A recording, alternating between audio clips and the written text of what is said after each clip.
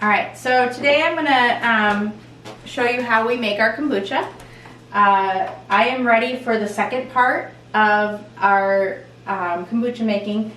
This second ferment provides a nice bit of flavoring and fizz to finish off your kombucha. We make 4 batches, or 4 gallons, excuse me, at a time. So I have 28 jars here ready to go. We've kind of figured that out, a little bit of trial and error, and we don't always 100% or use 100% of them. Sometimes we need to throw in a couple more.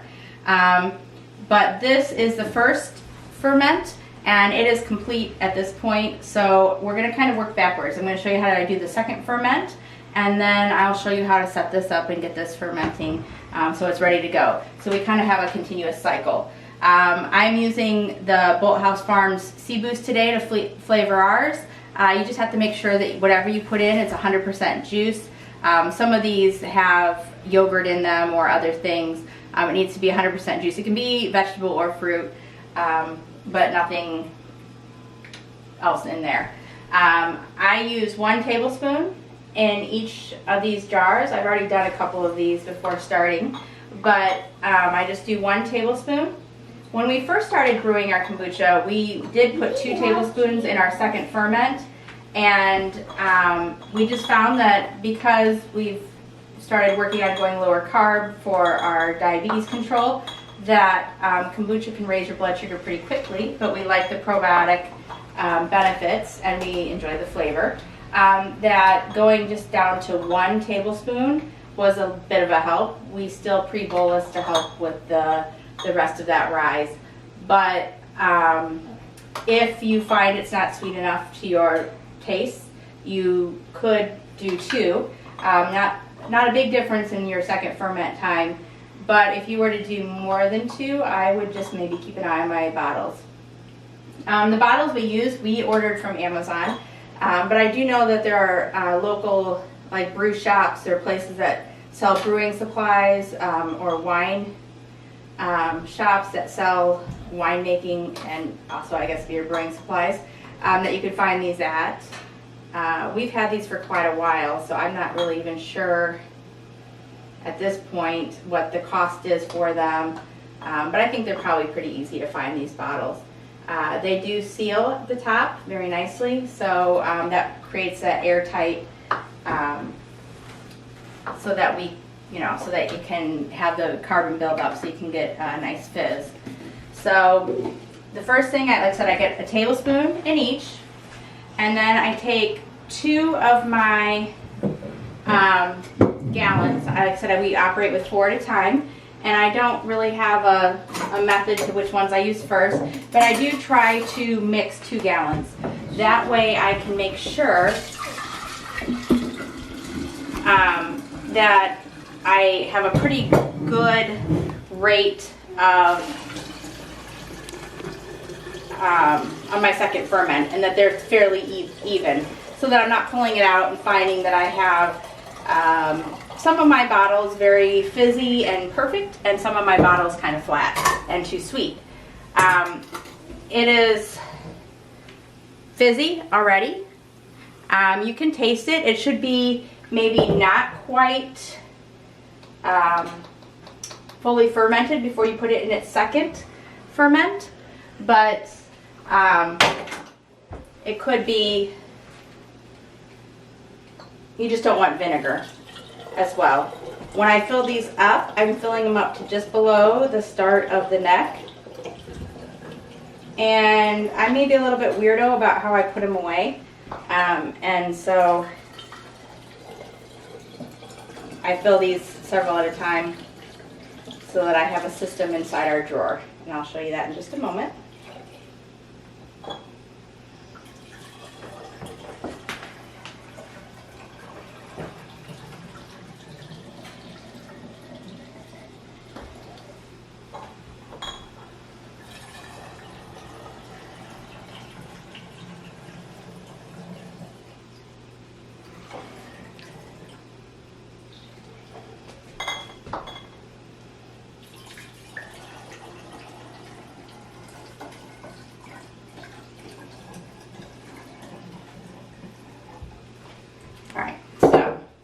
We have kind of our fermenting drawer here. When I go ahead and get ready to put them in for their second ferment, I lid it and I kind of do a little shake as you just saw, and then I line them up.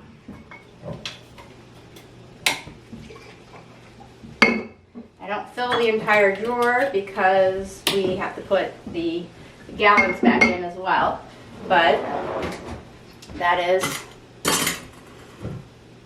or those are set to go, and they tend to take typically between 12 and 24 hours.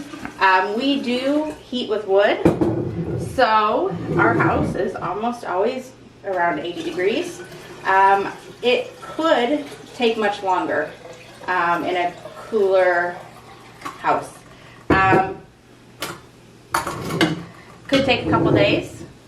You just kind of have to watch them to see, look for the right amount of fizz for you. It is a little bit of trial and error. They don't all taste great in the beginning, but we've gotten to the point where we have ours pretty consistently turn out. We do every now and again get a little bit of vinegar, and every now and again we get a little bit of not at all fermented. So, like I said, it's trial and error, and not always perfect.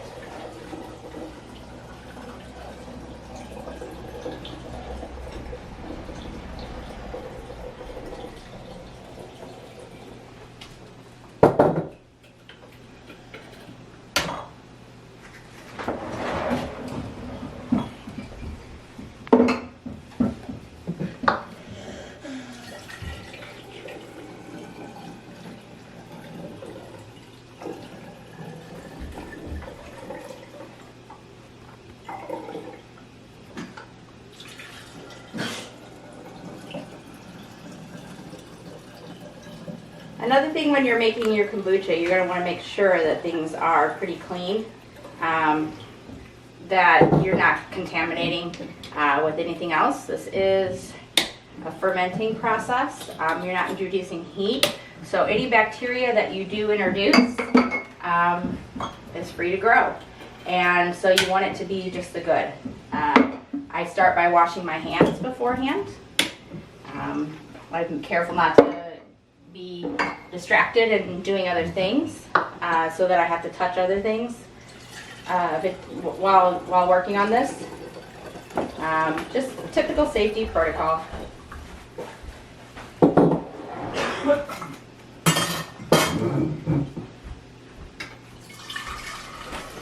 Now when I'm draining these, I'm actually got water boiling right now so that I'm working already on my next first ferment.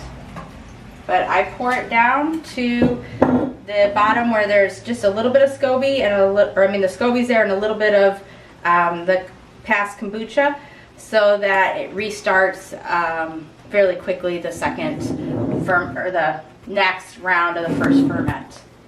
I need to check how much I have there. Alright, so for the first ferment, we need to brew some tea. There's a specific amount of sugar that you need, and this is how we do it. There are several options or several different ways that you can choose to do this. We're ultimately making 4 gallons. Currently we use these half-gallon mason jars. We currently only have 2 available because we stocked up our flour the other day. So I'm only going to be able to make 2 of these at a time. But I start with half a cup of sugar. I am using a 1/4 cup here because it fits and doesn't make a mess. So I do 2 scoops of sugar equaling 1/2 cup in each of the mason jars. And I just make sure it's about a 1/4 cup. It doesn't have to be exact. It can be a little bit loose on your measurements. And then today we're using jasmine green tea. You can also use a black tea. You just need to make sure it doesn't have anything else but the tea leaves in the tea mix. We purchased our tea at a local Amish store. I put a tablespoon in, and this will get me through 2 brews, making my 1 gallon. So that is what we need for that. And Theodore might be waking up. I just realized he slept through the entire second ferment process. And he may just be getting a little warm. So for our jars, we have, like I said, these half-gallon mason jars. We use a funnel, and we have a mesh strainer. We use this mesh strainer when we are both pouring our kombucha for the second ferment, and then when we pour with the tea leaves, so that we don't end up with tea leaves in our kombucha. And then when it's all said and done, we cover them with this cloth. It does need to be able to breathe. You do not want to make this airtight, otherwise you will kill your SCOBY. They look awful. They've been stained with tea over the years. We've used these for quite a bit. This is just, it's either muslin or undyed cotton. I've used both. But just something natural. I don't know. I guess it may not matter if it has dyes, but and then we just use a rubber band that's pretty simple, but that lets it breathe, but also keeps it safe from debris entering during your first ferment process. I've been kind of waiting for my water to boil, so the tea is poured there, or not poured, excuse me, ready to go. So I just get my water that's been boiling, and I am going to pour it.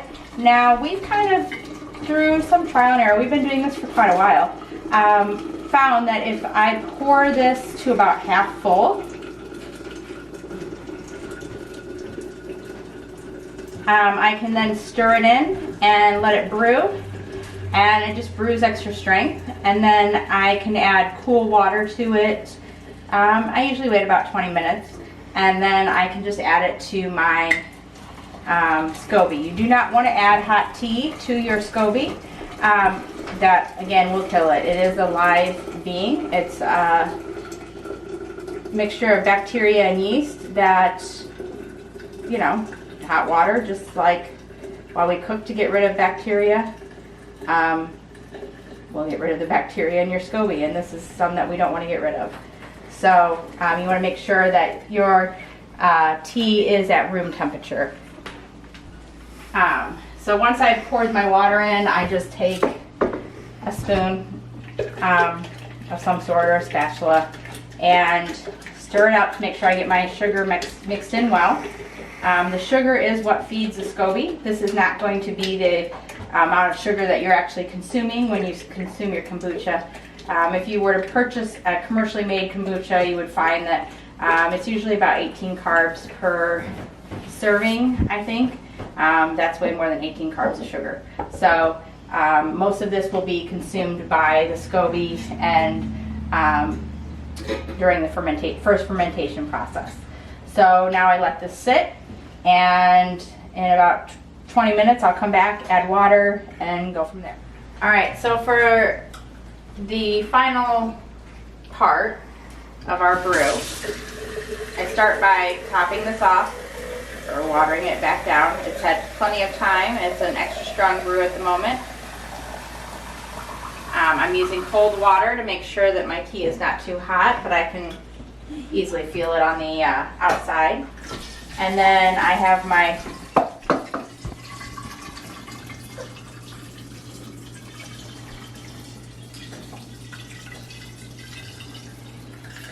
strainer and my funnel to catch any of my loose tea leaves. Put those leaves back.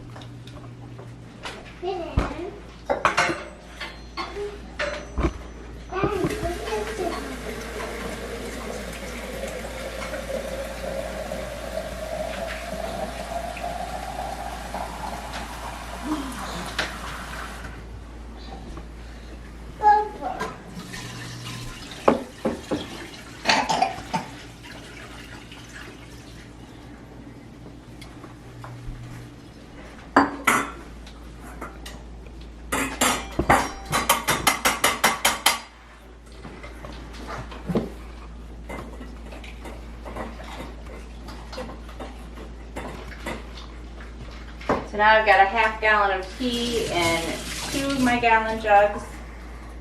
And I just need to repeat the process. I reuse the tea leaves, and I get another half cup of sugar in both containers.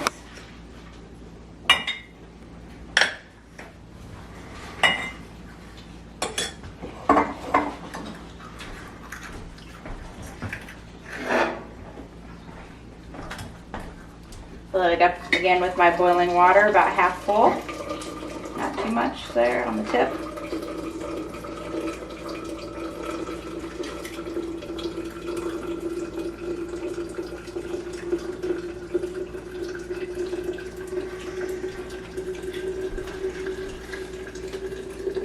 And then I'll stir it up and repeat one more time, and these two will be ready to be put away for about 2 days, 2 to 3 days for fermenting on the first step towards my kombucha. And then I just repeat one more time for my next 2 bottles of kombucha.